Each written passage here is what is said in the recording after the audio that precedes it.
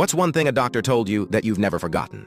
Wasn't to me, but I was in the room because I was accompanying my mom to all her appointments. Her surgeon basically told her, "You're right, there is a problem, but we can fix it." And it caused her to burst out in tears of happiness. She'd been dealing with abdominal cramping and pain for going on 10 years, started mild and had gotten progressively worse, to the point where when it would hit, she would be in tears, hunched over, unable to eat or move. A bunch of doctors had diagnosed and treated her for a bunch of things that did nothing for the pain, and eventually most had told her to get a psych eval because it was clearly in her head. Finally, she convinced a surgeon to do some kind of exploratory surgery with a camera.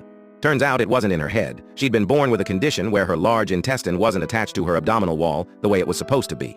Over the previous 10 years, it had moved in such a way to coil around her small intestine, her appendix, and her colon, and was starting to cut off circulation and cause cell death. They ended up removing something like 6 to 7 inches of her large intestine, her appendix, and a large part of her small intestine. Just like that, poof, all her abdominal pain was gone.